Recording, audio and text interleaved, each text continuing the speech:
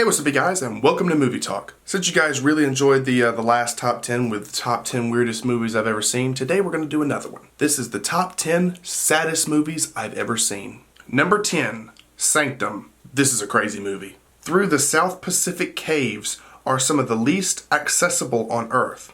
Expert and diver Frank McGuire has explored them for months. On one such expedition, Frank is joined by his teenage son Josh. When a flash flood cuts off their exit, they are caught in a life and death situation. With supplies dwindling, the divers must navigate a treacherous labyrinth to find a new escape route, or die in the process. This film is produced by director James Cameron, who did Titanic, Terminator, Avatar, and it definitely has his sort of style of tragedy films in this movie. It's definitely a must-see film, but it's very, very sad. Number 9, Monsters Ball. The less you know about this movie, the better, so I'm going to try and keep this brief. Hank is a prison guard whose son, named Sonny, works on the prison's death row. When tragedy strikes, Hank spirals into a depression until one night he helps a woman's injured son.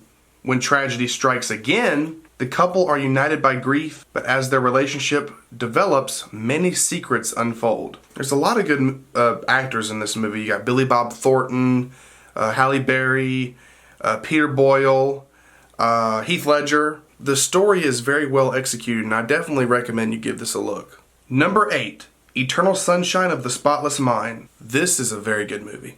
After a painful breakup, Clementine undergoes a procedure to erase memories of her former boyfriend, Joel, from her mind. When Joel discovers that Clementine is going to extremes to forget the relationship, he undergoes the same procedure and slowly begins to forget the woman that he loved. Now, upon watching this movie, it's very confusing. But when you finally wrap your head around the actual main plot of the story, here's the simple explanation. A man and a woman, a couple, break up, very bad.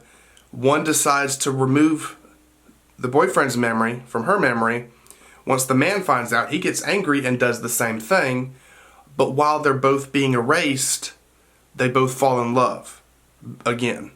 It's a really great movie. Definitely an underrated film. You know, I always loved it when Jim Carrey did a serious movie, and he doesn't do them very often. But he's a very good dramatic actor, mostly known for his comedic roles, but he's very good with his dramatic roles. So definitely recommend this film. Number 7, Dallas Buyers Club. This is a very good movie as well, too. Wow. In the mid-1980s, Texas electrician Ron Woodruff is stunned to learn that he has AIDS. Though told he has just 30 days to live, he refuses to give in to despair. He seeks out alternate therapies and smuggles unapproved drugs into the U.S. from wherever he can find them. He joins forces with a fellow AIDS patient and begins selling the treatments to the growing number of people who can't wait for the medical establishment to save them. Now, this movie stars Matthew McConaughey and Jared Leto, and it's a very good movie. I had pretty low expectations when I saw this movie because I didn't really think it was nothing that I'd care to watch, but it's very good. If you think Jared Leto can't act, you know, from the wounds of his Joker performance, watch this movie. Number 6, Beaches. Better have your tissue box next to you for this one. Hillary and Cece meet as children, vacationing in Atlantic City. While Cece, a loud New Yorker, pursues a singing career, Hillary, a Californian, becomes a successful lawyer. Over the years, they kept in touch. As adults, they meet up. The two women are always there for each other, traveling coast to coast, even through the worst of times. This is a very, very sad movie, but it's very good.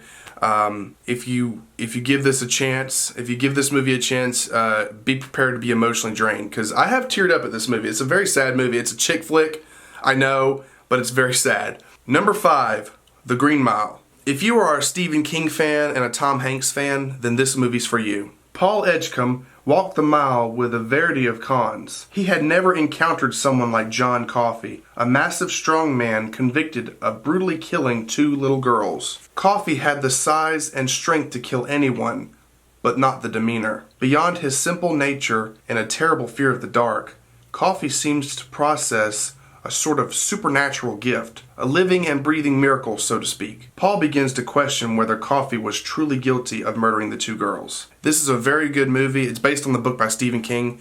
It's a very long movie, but I highly, highly, highly recommend it. Number 4, My Dog Skip. If you have a dog and you love that dog, don't watch this movie. Set in Mississippi in the late 1940s, shy, young Willie Morris lives with his parents. When his only friend goes off to war, he's left alone. His father, who lost a leg fighting in the Spanish Civil War, is withdrawn, so his mother buys him a dog, and his life is transformed.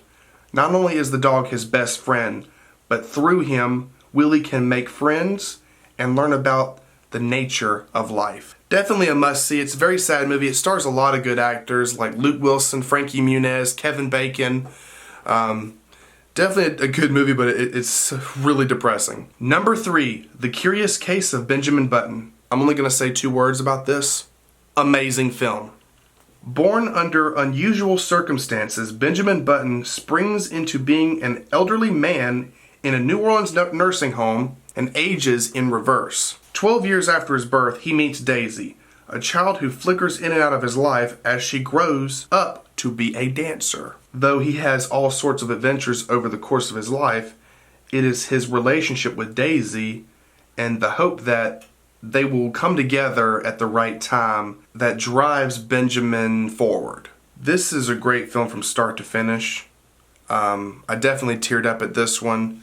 It's really well made, even for the time. It came out in 2008, and amazing effects for the time. Really good film. Highly recommend this one. Number 2, Titanic. If you haven't seen this movie, then what are you doing with your life? James Cameron's Titanic is an epic, action-packed romance set against the ill-fated maiden voyage of the RMS Titanic, the pride and joy of the White Star Line, and at the time, it was the largest moving object ever built. She was the most luxurious liner of her era, the Ship of Dreams, which carried over 1,500 people to their death in the ice-cold waters of the North Atlantic in the early hours of April 15th, 1912. This is a really great movie. It's one of my top 10 favorite directors of all time, James Cameron. What a classic. Definitely worth a look.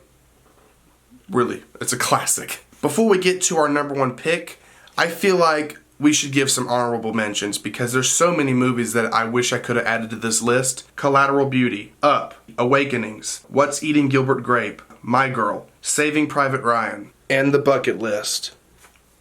And number 1, The Butterfly Effect. This is definitely one of the most, probably the most depressing movies I've ever seen. College student Evan Trayborn is affected with headaches, so painful that he frequently blacks out. While unconscious, Evan is able to travel back in time to difficult moments in his childhood. He can also alter the past for himself as well as his friends, but changing the past can drastically alter the present, and Evan finds himself in nightmares of his alternate realities. This is a crazy film.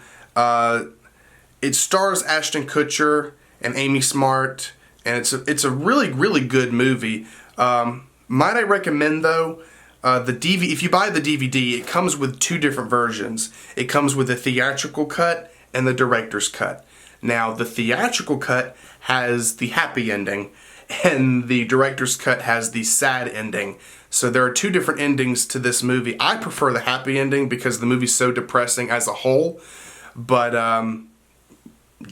the sad ending's okay too, but I prefer the happy ending. But definitely give this movie a look if you haven't already. It's a really good movie, but it's really, really, really sad. Well, there you go, guys. If you enjoyed this video, be sure to give it a thumbs up. If you've seen any of these movies I mentioned, be sure to leave a comment down below, and I would love to talk about anything that I talked about here. If you want to follow me on Twitter and Instagram, I'll put my little things right there. Boop. And if you want some ATV merch, be sure to click the link in the description below, and I will see you guys next time on ATV.